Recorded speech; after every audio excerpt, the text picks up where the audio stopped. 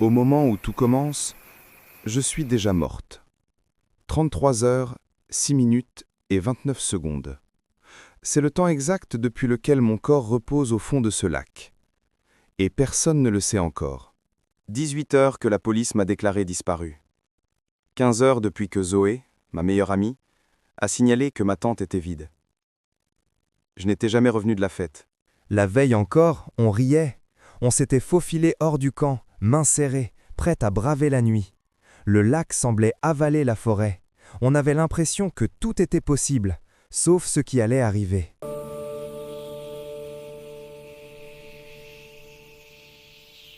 Le lendemain, les médias s'emballent. Les secours ratissent chaque centimètre de forêt. Une chaîne humaine se forme. Un hélicoptère survole la zone. Mais la forêt reste silencieuse. Quand mon corps est retrouvé, tout devient clair. Un hématome, des taches violacées derrière les oreilles, de l'eau dans mes poumons. Je ne suis pas morte avant d'entrer dans le lac. On m'a noyée. Zoé dit être partie plus tôt. Tom prétend m'avoir à peine parlé, alors que des témoins nous ont vus nous éloigner ensemble. Sur mes vêtements, des traces de sa peau. Pourquoi ment-il? Que cache-t-il vraiment? Puis il y a Cassandra, une ombre, le genre de fille dont même les profs oublient le nom. Elle affirme avoir entendu Zoé et moi nous disputer. Elle dit même que Zoé m'a poussé. Mais Zoé nie. Alors qui ment?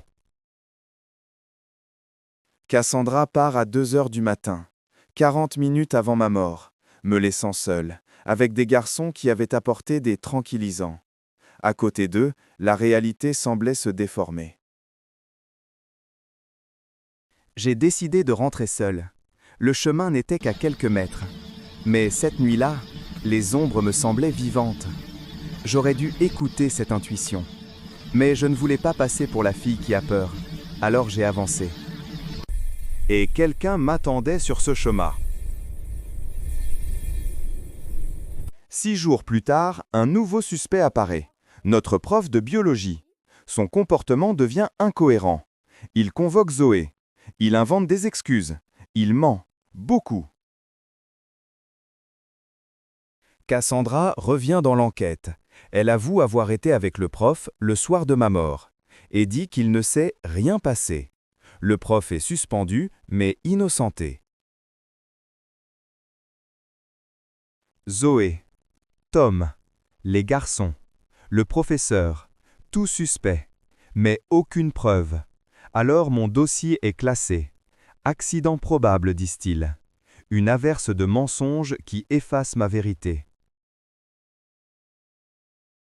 Peut-être qu'un jour, quelqu'un racontera mon histoire dans un podcast, ou une série Netflix, ou peut-être que je disparaîtrai, comme tant d'autres filles avant moi. Mais écoutez ceci, je ne suis pas tombé dans ce lac, on m'y a envoyé, et ceux qui m'ont croisé cette nuit-là sont toujours quelque part, à l'air libre.